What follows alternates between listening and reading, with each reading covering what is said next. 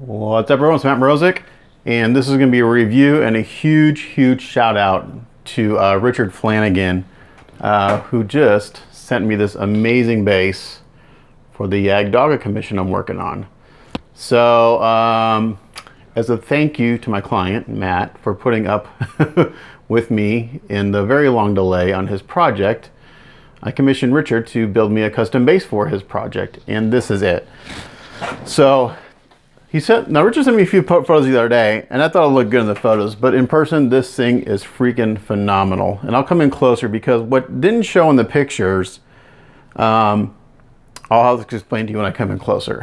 So basically, I sent Richard the dimensions of the kit, which I just got off of the G-System website because I don't physically have a Yagdogga here anymore since I mailed the last one off to my client last year.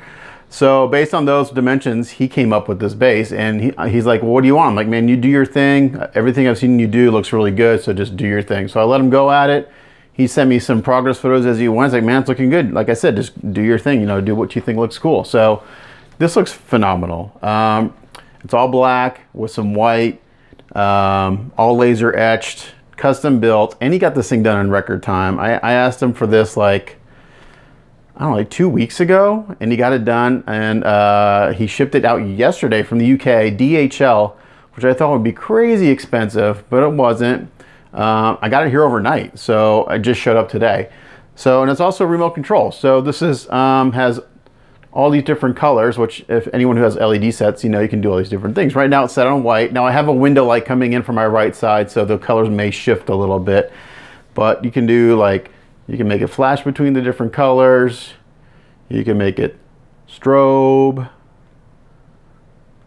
You can make it fade between the different colors and just go real slow. I like the fade personally.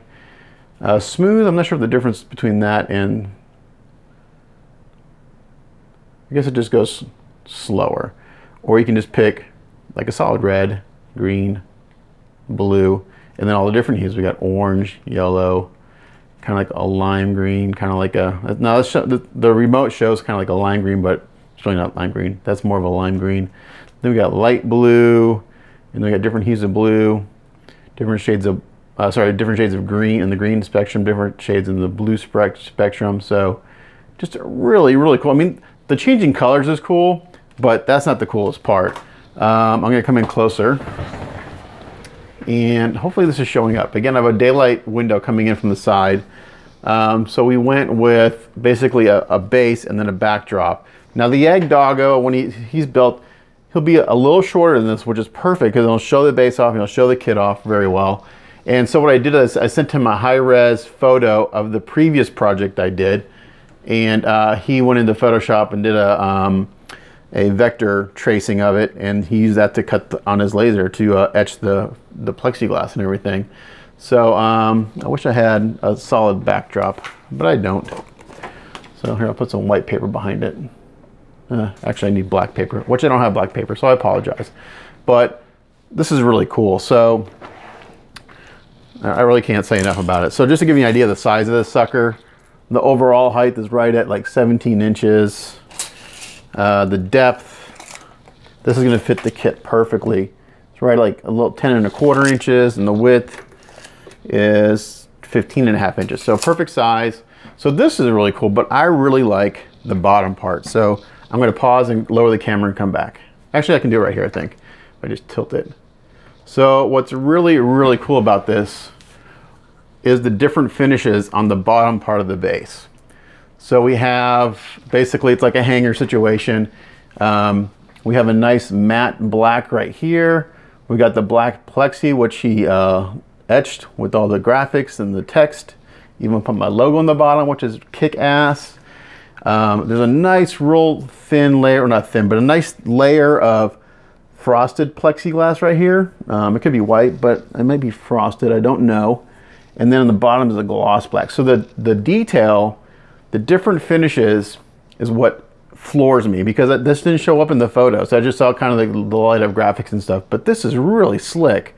I mean, really, man, I think I want to have him make one for one of my kits. I need to decide which kit he needs to make it for. Maybe my my orange Sazabi, my evening. That's like my favorite kit that I own as far as Gundams go.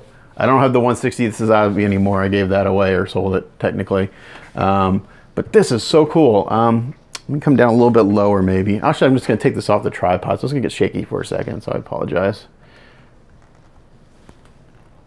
Give me a second here. All right. So again, we got this nice, now the color's gonna go wonky here because it's gonna try to adjust for the LEDs. We got this nice matte black, nice gloss acrylic here. Down here, got the nice Yagdogga caution sign or caution strip like tape here. Got my logo here, which is really nice. All the technical specs of the mobile suit there. Place for his feet. Now I have to make sure that the feet fit there. They should. So he took my photo. This is actually, like I said, a vector drawing of an actual kit that I built, 2 years ago. So based on that, this should fit. He should fit on there perfectly. I can make his stance fit there. Now this video is jumping a little bit. Hopefully it's not jumping during the recording. It's USB powered, which is great. Again, this cautions kind of sign goes all the way around the edge. And not only did he get it done fast and quick, the packing was excellent. No damage, no scratches. I will say one thing, and this has nothing to do with Richard, but the plexi, the bases that I have, that I've had made previously, the plexi is very susceptible to getting scuffed and scratched. It's just the nature of the material. So basically, you don't want to put something on here and move it around because the plexi will get damaged, and that's just the nature of the material. But also like the way the mirror, the reflection off the back plate reflects off the bottom here. It's really, really sick.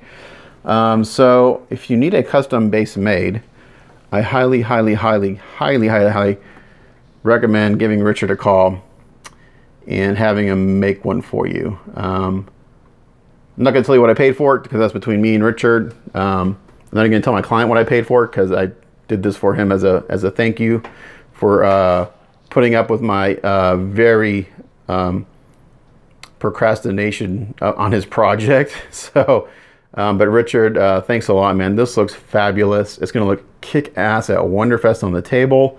I know it's going to get a lot of positive feedback there. And my client is going to absolutely love this. So now that here you can see the light's kind of trying to go purple. It's actually blue right now, but it's trying to fight the daylight coming in. So that's why the colors are shifting, because it's trying to auto-correct. But again, we can do, I kind of like the fade, where it fades in and out between the different colors.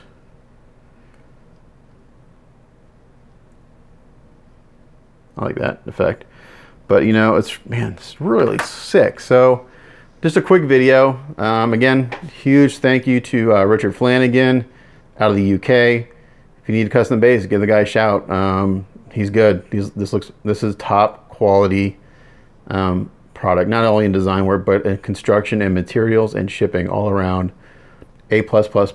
So again, thanks again, Richard. Matt, this is the base for your kit, man. I hope the kit does it justice. So I hope you like it. Thanks again. Catch you guys next time. It's Matt Mrozik. Catch you later. Bye.